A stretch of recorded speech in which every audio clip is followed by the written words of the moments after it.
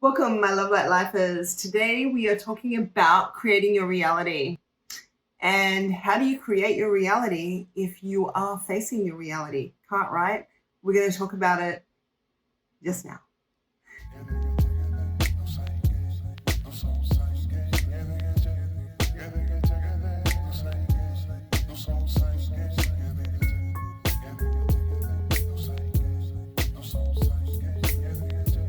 Welcome to all my returning subscribers and followers, my love light lifers. Love you, appreciate you.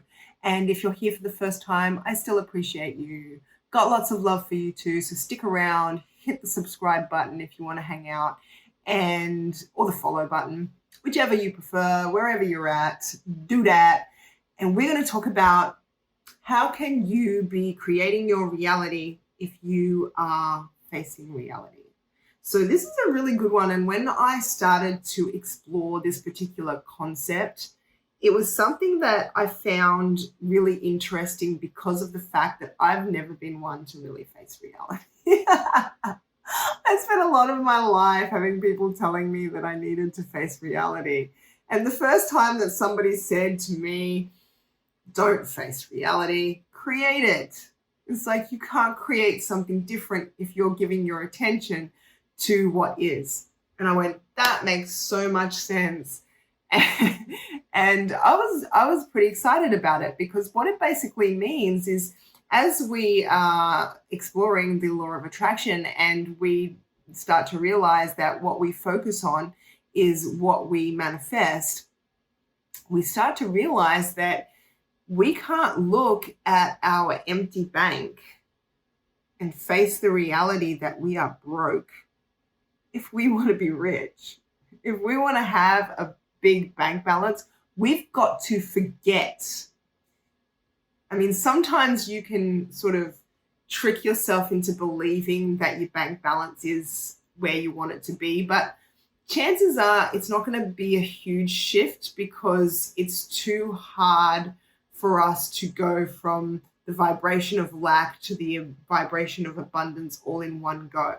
But you've got to at least forget that there's no money in your bank before you can go and see money in your bank.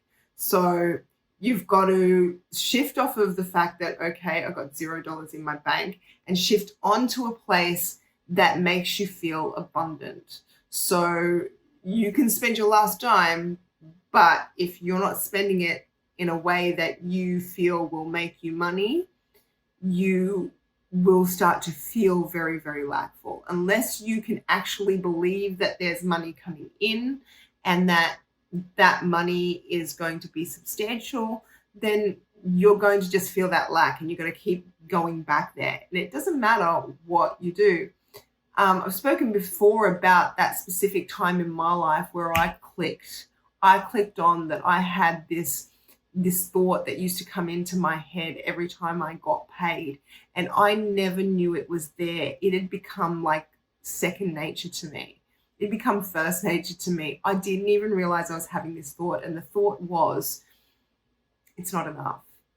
Money's going into my bank, but every time I'm thinking it's not enough. I'm thinking, because to me, I'm like, I've got all of these bills and the bills cost this much. And this is how much is going into my bank account. And it's not enough to cover it. And the weird thing about it was, even though I could budget and the maths and do all of that sort of stuff, and here's how much is coming in and here's how much is going out, and I could balance the books, something always jumped in the way. It did. Something always jumped in the way. Either, get sick and couldn't go to work, or a big bill would come out of nowhere, just things. It just never worked out. Couldn't get to ground zero. And so I started to take a look at my belief system. And one day I was just paying enough attention to notice that before I had even thought about what I was going to think about, what I should be thinking about when I looked at my bank balance after getting paid, I caught myself doing this thing, which was noting that that's not enough. And because I kept noting that, it would never be enough. And so now we're talking about how can we ignore what is to create what is going to be. And so sometimes what's going to be is so far away from where you're at that trying to see yourself there just isn't possible. Mainly because all of the steps in between there isn't laid out yet. You don't know how you're going to get there yet, but you just know that this is where you want to go, and you've got maybe the first 2 or 3 steps laid out, and you can't wait for all of the steps to be revealed to you, because that's not how life works. You're not going to be able to know what you need to do between now and the rest of your life until death. You're just not going to know. So you just got to sort of take the next step and then the next step and hope that the steps after that are revealed. However, if you can't see all of the steps between point A and point B, imagining being at point B can hold a lot of resistance. Not because you can't imagine it, but because you can't believe that this is any more than a fantasy. Something that I fell into, this is a real tricky vibration. Watch for this, watch it. Because if you're one of those people who find it hard to manifest, you've got a really good imagination, but things are not coming. You just sit around fantasizing all day, and you're not getting the feeling to get up and go, and you're not getting the impulses, or you're getting the impulses, but you're not wanting to act on them, or you're still feeling lost. Nothing's happening for you. This could be why.